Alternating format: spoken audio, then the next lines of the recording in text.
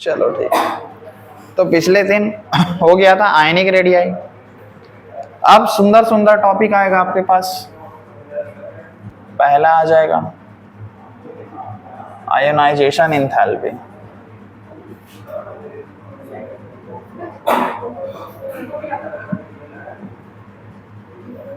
ठीक है, ionisation enthalpy फटाक से लिखो। अब समझाते इसका बेसिक आइडिया क्या है।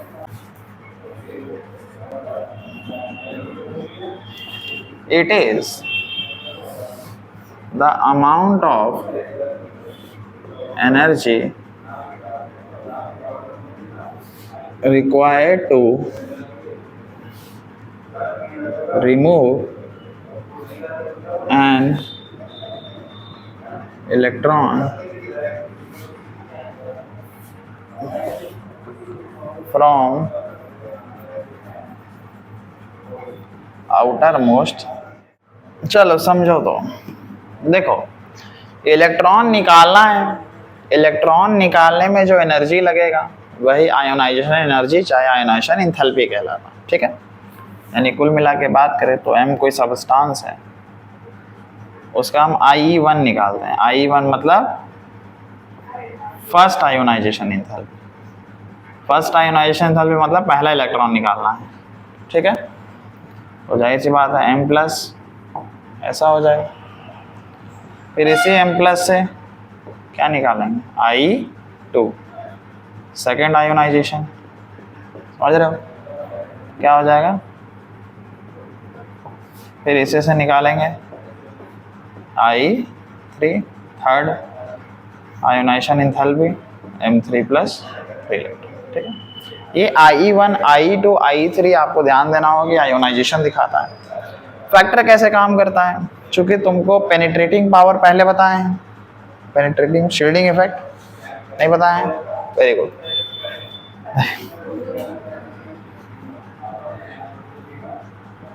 शील्डिंग या स्क्रीनिंग इफेक्ट ध्यान दीजिएगा। शील्डिंग इफेक्ट जो होता है इलेक्ट्रॉन को बाउंड करने का पावर होता है। ठीक है, तो जो जितना ज़्यादा छोटा होगा इलेक्ट्रॉन वो उतना अच्छा से पकड़ के रखेगा। S बेचारा सबसे छोटा है, P फिर D फिर। ठीक, तो अब बात करें पहला वेरिएशन अलोंग पीरियड कि कैसे वेरी करता है पीरियड में। पीरियड समझ रहे हैं, या तो लेफ्ट से राइट जाएंगे, राइट से लेफ्ट आएंगे, कुछ भी करेंगे। फिर वही अपना बेकार सा example, carbon, nitrogen, oxygen, fluorine. ठीक है, 6 7 8 9 ऐसे एक पीरियड में आता है। 1s2 2s2 2p2 1s2 2s2 2p3 1s2 2s2 2p4 1s2 2s2 2p5। ठीक है, अब खेल कैसे खेलना है कि आपको बाहर से इलेक्ट्रॉन निकालना है। ठीक है, जिसमें अच्छा से इलेक्ट्रॉन निकल जाएगा वो कम आयोनाइजेशन एनर्जी वाला हो, ज़्यादा मेहनत करना पड़ेगा ज़्यादा आयोनाइजेशन एनर्जी वाला होगा। तो आप समझिए कि यहाँ पर सेम ऑर्बिटल है 2p 2p 2p 2p। ठीक है, 2 3 4 5। क्या लगता है आप इलेक्ट्रॉन कहाँ से बढ़िया से निकाल पाइएगा। आपको एक इलेक्ट्रॉन खींचना है तो कहाँ से निकालिएगा, हाँ किससे निकालिएगा। देखो तो चारों में इलेक्ट्रॉन कहाँ जल्दी मिल जाएगा तुमको। तो देखो कार्बन में 2p का ही घर है। चूंकि तुम एक बात समझो, पिछले दिन एटॉमिक रेडियाई में तुमको बताया था कि जैसे जैसे संख्या बढ़ेगा इफेक्टिव न्यूक्लियर चार्ज बढ़ता जाता है, पहला बात। और इफेक्टिव न्यूक्लियर चार्ज बढ़ेगा और घर क्या है तुम्हारे पास, सेम घर है, तो सेम एरिया सेम है, मेरा ताकत बढ़ता जा रहा है, तो मेरे पास खींचने का टेंडेंसी क्या होता जाएगा, ज़्यादा होता जाएगा, क्योंकि वही एरिया में वो खींचना और ताकत लगातार मेरा बढ़ रहा है। तो समझो कि पहले 2p2 था, इसके मुकाबले इसका इफेक्टिव न्यूक्लियर चार्ज बहुत ज़्यादा होगा, ये तो बात समझ में आ रहा है।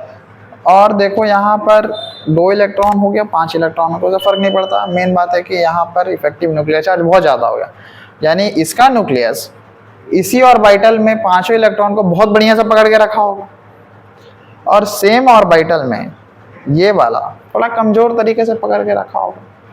तो हमको तो इलेक्ट्रॉन खींचना है, तो कौन बढ़िया से खींच दे देगा इलेक्ट्रॉन,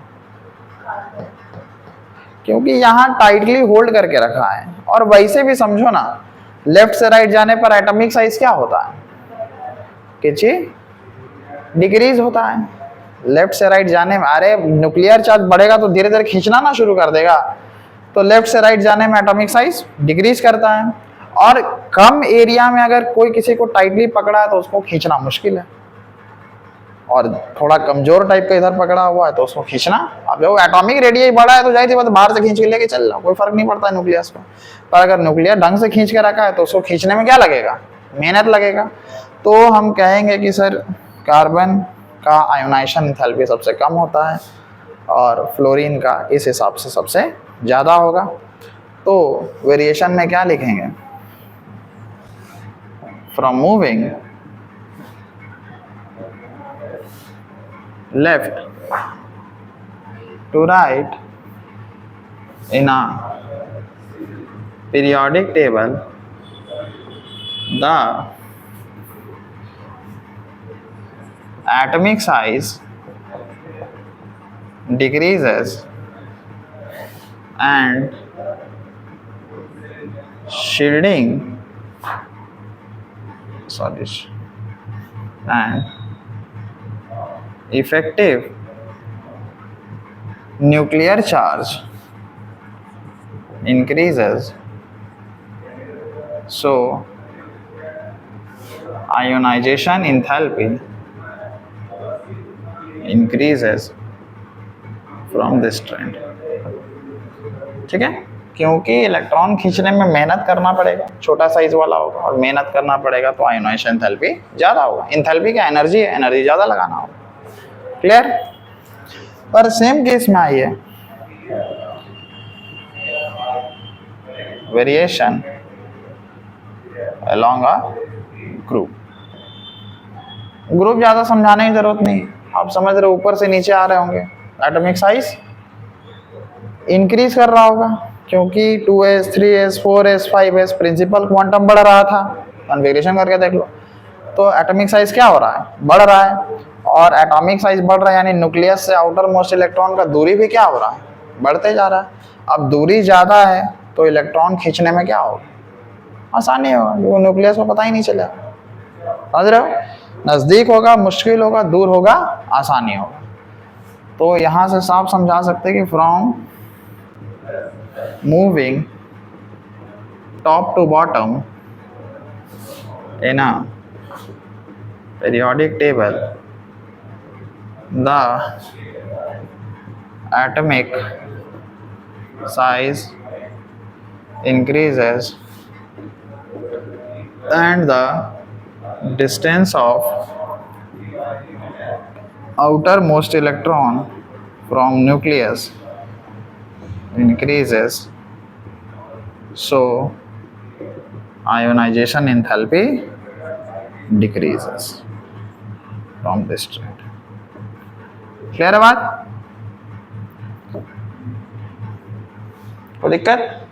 तो बस खेल है एटॉमिक साइज का, छोटा रहेगा मेहनत करवाएगा, बड़ा रहेगा आराम से मिल जाएगा।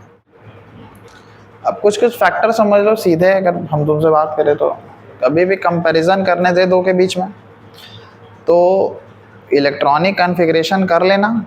ठीक है, अगर एक एटम के बाहर हाफ फील्ड का स्टेबिलिटी आ गया, हाफ फील्ड समझते हो, टोटल इलेक्ट्रॉन में आधा भराना चाहिए, जैसे डी में 10 है तो 5, पी में टोटल 6 है तो 3, एफ में टोटल 14 है तो 7। हाफ फील्ड स्टेबिलिटी आ गया तो समझ जाइए कि वो बहुत स्टेबल हो गया, तो उससे इलेक्ट्रॉन खींचना मुश्किल हो जाएगा। ठीक है, तो हाफ फील्ड हो गया तो वैसे ही उसका आयोनाइजेशन एंथैल्पी बगल वाले से क्या हो जाएगा, ज़्यादा हो जाएगा।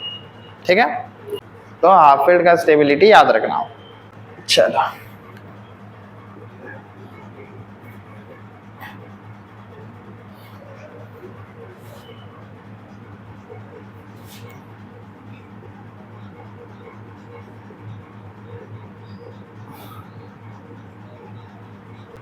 इलेक्ट्रॉन गेन इंथैल्पी, ठीक है, आयोनाइजेशन इलेक्ट्रॉन निकाल रहे थे, इलेक्ट्रॉन गेन में अब इलेक्ट्रॉन ऐड करेंगे, ठीक है, इसमें ऐड करने में जो एनर्जी लगेगा वही हो जाएगा electron gain enthalpy. The minimum amount of energy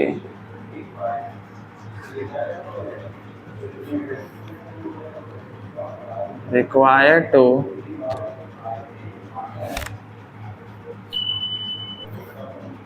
add an electron in an atom, ठीक है, इसी का नाम हो जाता है इलेक्ट्रॉन गेन इंथैल्पी। क्या है कि ऐसा इलेक्ट्रॉन गेन इंथैल्पी 1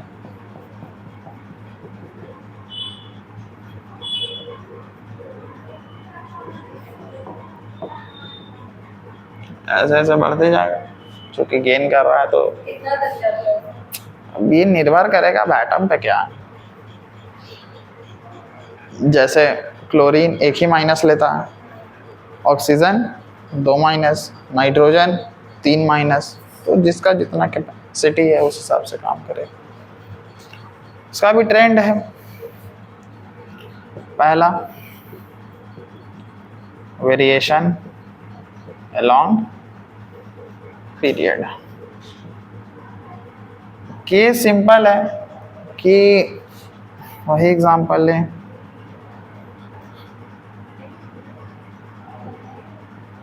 ये है, तो अगर आप लेफ्ट से राइट जा रहे हैं तो एटॉमिक साइज डिक्रीज कर रहा है। अब समझिए कि यहाँ 2s2 आया था, sorry 2p2, 2p3, 2p4, 2p5, बाहर वाला न्यूक्लियर चार्ज भाग गया, न्यूक्लियर चार्ज बहुत बड़ा हो गया, ऑर्बिटल सेम है, तो आप समझिए कि यहाँ न्यूक्लियस के पास चार्ज बहुत ज़्यादा आ गया।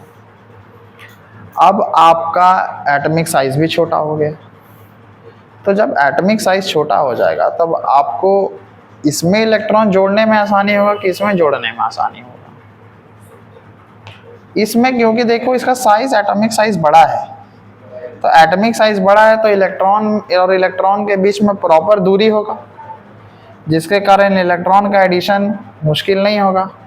पर यही हम छुटकू सा साइज में इलेक्ट्रॉन को जोड़ना शुरू कर दे, तुम्हें को बोले छोटा घर में जाते जाओ तो क्या लगेगा तुमको, कंजस्टेड लगेगा।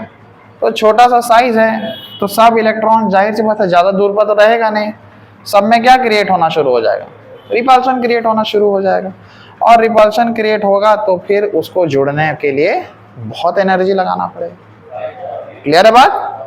तो इसी तरह से वेरिएशन होता है, लेफ्ट से राइट जाते पीरियोडिक टेबल में, एटॉमिक साइज डिक्रीज करता है, इफेक्टिव न्यूक्लियर चार्ज इंक्रीज करता है, तो इलेक्ट्रॉन गेन एंथैल्पी इंक्रीज करता है। सेम वही टॉप से बॉटम आने में, ठीक, एटॉमिक साइज बड़ा होगा, इलेक्ट्रॉन जोड़ने में ज़्यादा मेहनत नहीं करना होगा, छोटा रहेगा तब ना मेहनत करना होगा। तो ऊपर से नीचे आते हैं तो एटॉमिक साइज बढ़ ही जाता है, तो हमारा इलेक्ट्रॉन गेन एंथैल्पी क्या हो जाएगा, डिक्रीज हो जाएगा, क्योंकि कम एनर्जी में तुम्हारा काम निपट जाएगा। तो दिक्कत काम आम धंधा सोचो ना कि बड़ा घर में सबको अटैच करना, छोटा घर में करना, मजा कहाँ है, बड़ा घर में, ठीक है। अब देखो यहाँ 2-3 बात और है कि जब इलेक्ट्रॉन ऐड होता है तो ये रिएक्शन एक्सोथर्मिक रिएक्शन होता है। कैसा रिएक्शन होता है? एक्सोथर्मिक मतलब बहुत सारा एनर्जी रिलीज करता है।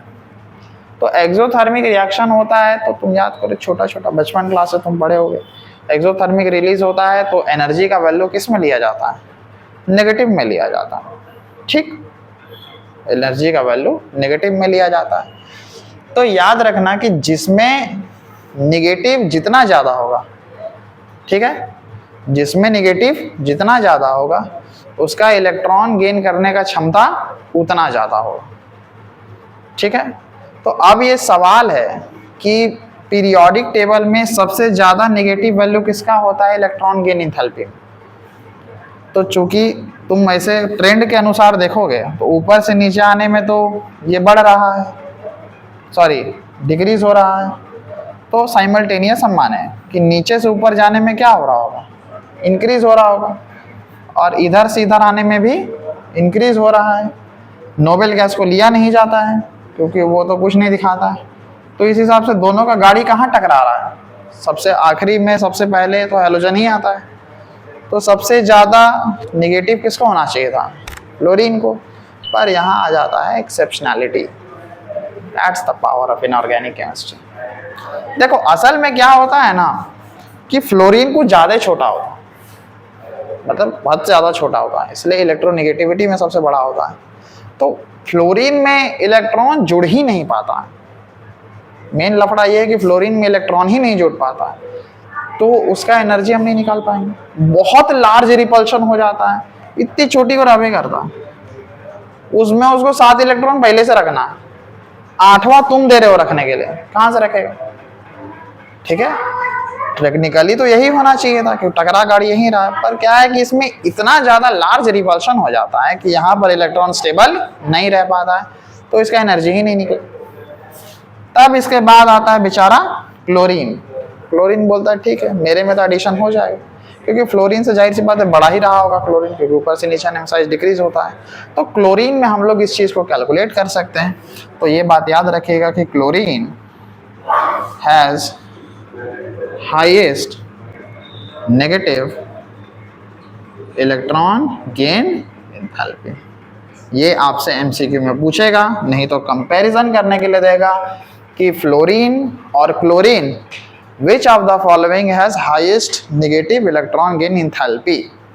ठीक है, तो ध्यान दीजिएगा यहाँ एक्सेप्शनैलिटी वाला केस है, क्योंकि उसमें बहुत ज़्यादा रिपल्शन हो जाता है, इसे कारण उसमें एडिशन बहुत मुश्किल हो जाता है। तो क्लोरीन के पास ही हाईएस्ट इलेक्ट्रोनेगेटिव गेन एंथैल्पी होता है। ठीक है, इसका एक और नाम भी होता है, ठीक है, इलेक्ट्रॉन एफिनिटी। तो कभी कभी तुमको बोका बनाने के लिए लिख देगा इलेक्ट्रॉन एफिनिटी किसका जाता है, तो समझ जाना इलेक्ट्रॉन गेन एंथैल्पी का ही बात कर रहा है। समझ गए, दोनों ट्रेंड सिमिलर है, केस समझना। आगे आइए,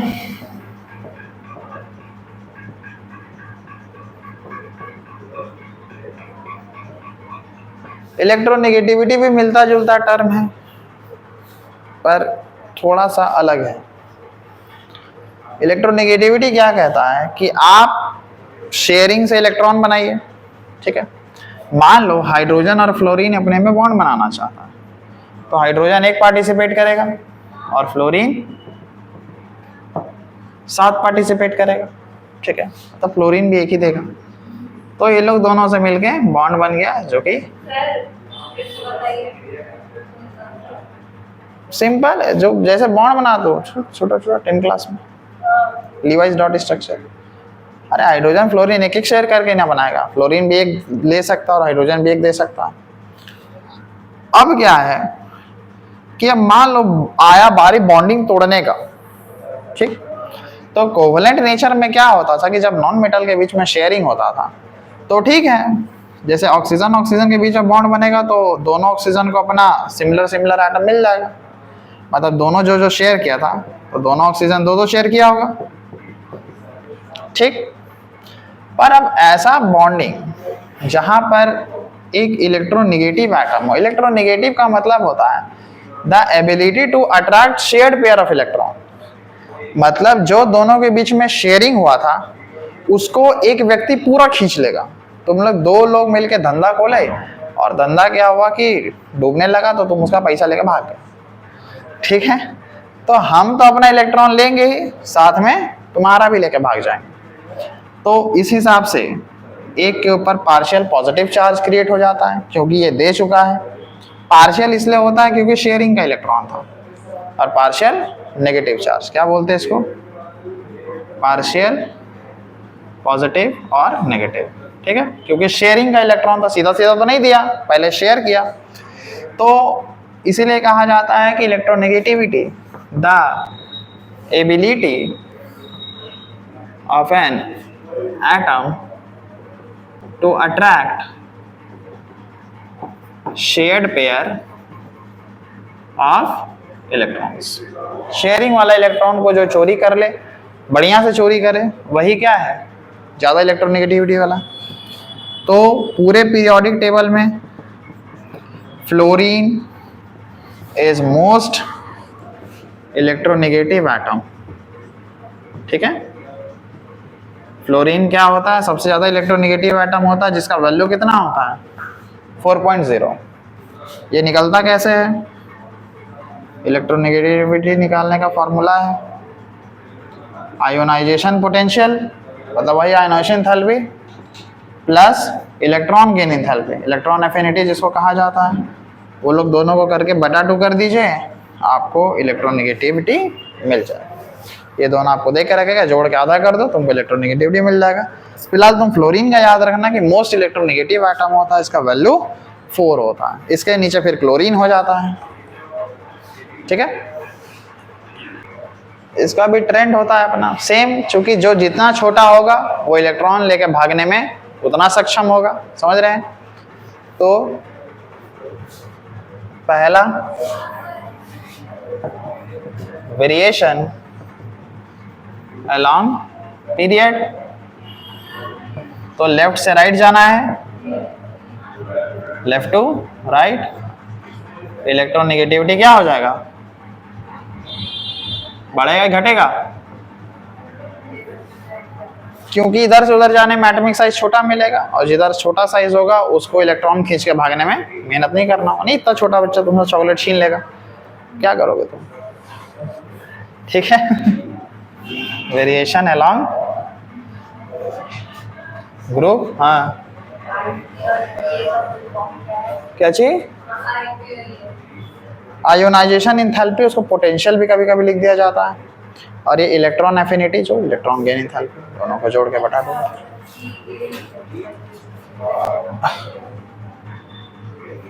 टॉप टू बॉटम में चूंकि साइज बड़ा हो जाता है,